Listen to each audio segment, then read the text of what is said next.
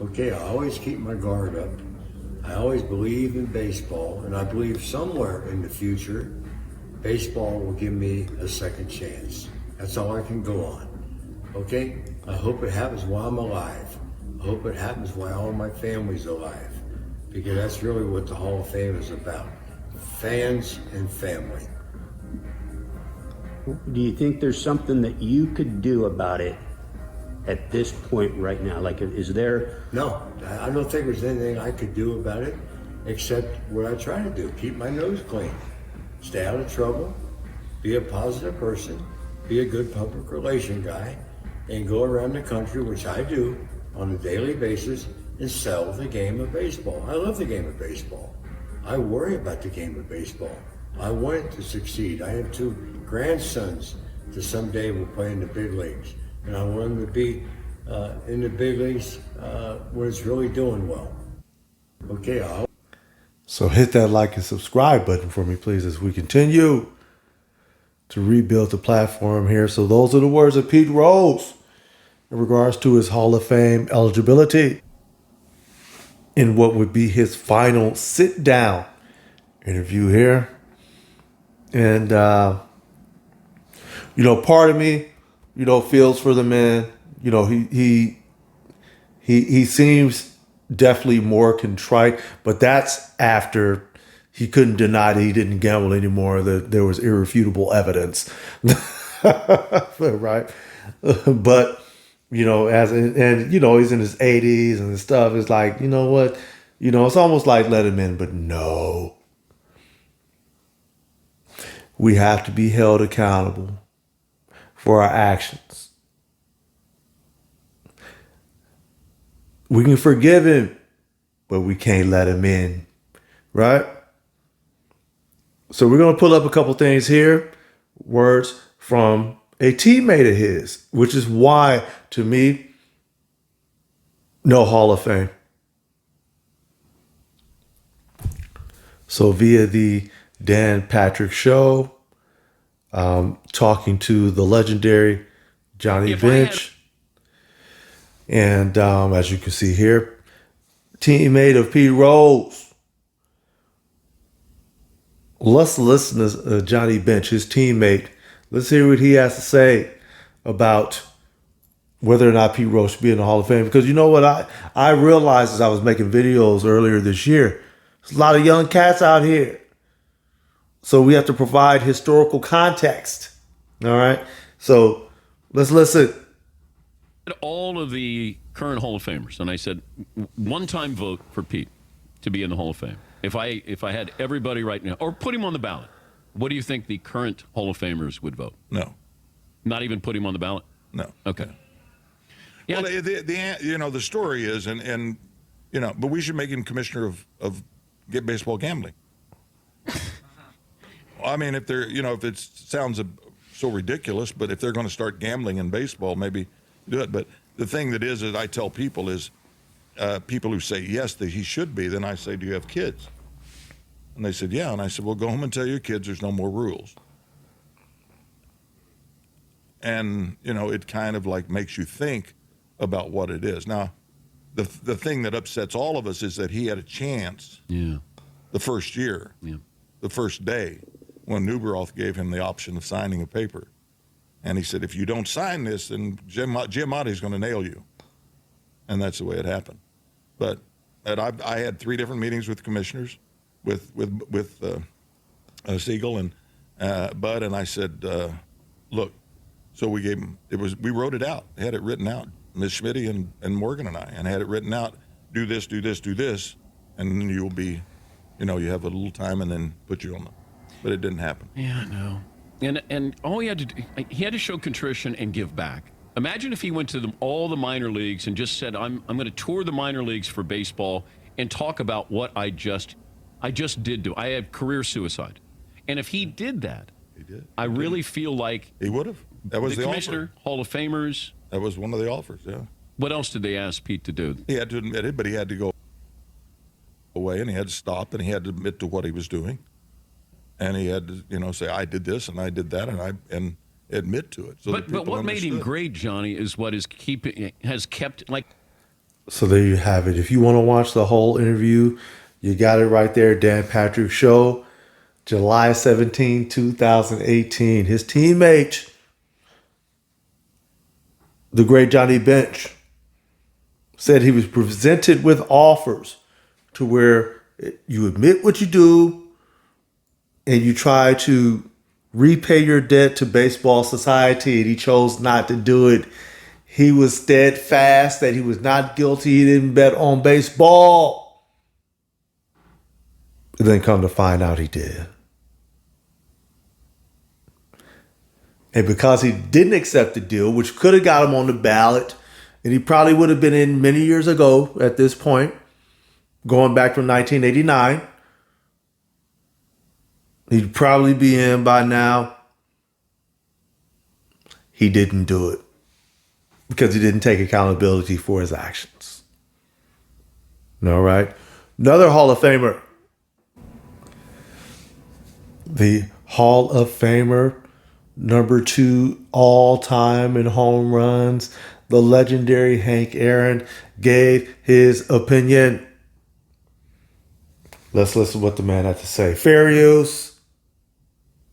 And that led to the topic of Pete Rose before he appealed the lifetime ban. Pete Rose, should he be in the Hall? No. So if you bet on the game, you don't deserve to be in. No.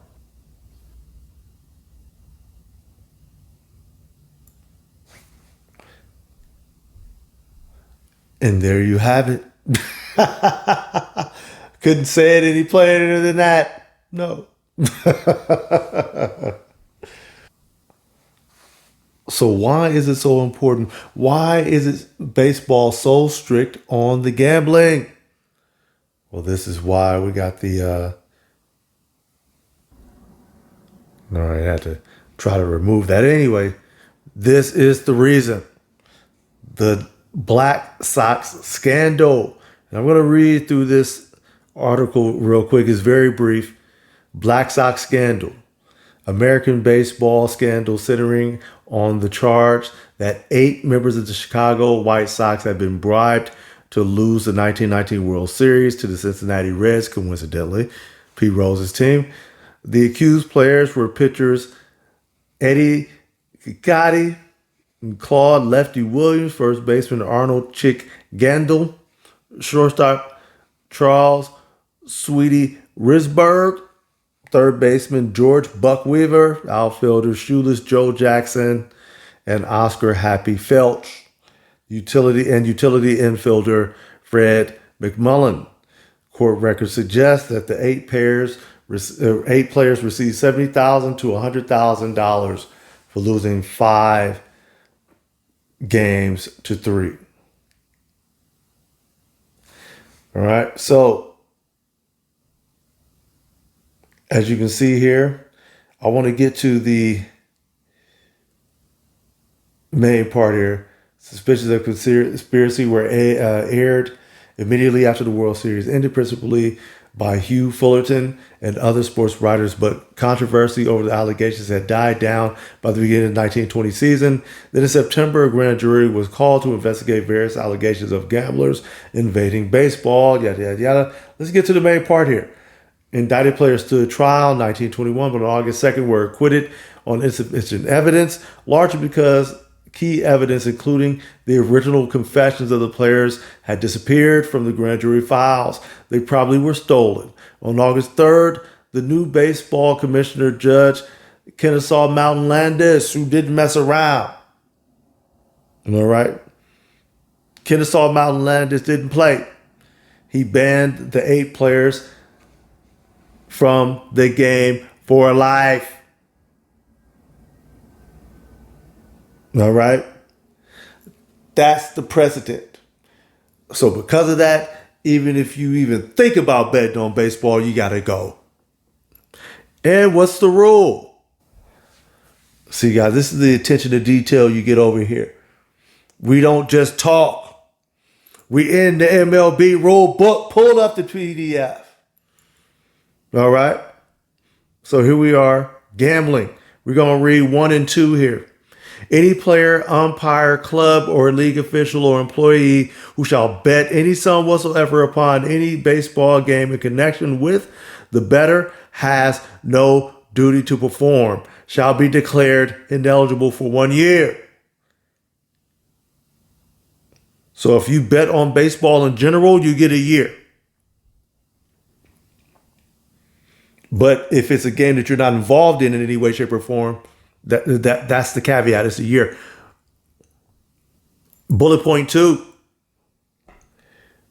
Any player, umpire, or club, or league official or employee who shall bet any sum whatsoever upon any baseball game in connection with which the bettor has a duty to perform shall be declared, what's this? Let's zoom in. Permanently ineligible. You're done. Pete Rose was a manager. So that falls into that category. You got to go. You got to go. And it does mess with the integrity of the game. What if I put money on my team to win? I got a parlay on the line. We got a tight game. Bullpen is thin. Maybe we got an injury or two. I got a shutdown, lockdown reliever. I'm like, you know what? We're going to ride the horse tonight. We're going to ride you. You're going 2 innings tonight, even though you don't go 2 innings. Almost like Josh Hader. He don't do 2 inning saves. But we're going to do it tonight because I need this parlay to hit. Too much money on the line. These are scenarios that putting rules like this in, and everyone knows this, putting rules like this in, it prevents scenarios like that from happening. And you bet not get caught. If you do. So while I do feel for Pete Rose, while I do feel for Charlie Hustle himself, I do feel for him. I feel bad that he wasn't able to get in, but it was all self-inflicted. If he wasn't betting on his own team, he would have got a short suspension and he would have been able to call it a day. But he decided he's going to bet on his own team. And it is what it is. So now, brother, you got to pay the piper. Anyway, let me know what you guys think. Am I being unreasonable? Should MLB let Pete Rose enter the Baseball Hall of Fame? Or am I correct and he should be out permanently? Let me know what you guys think. Hit the like and subscribe.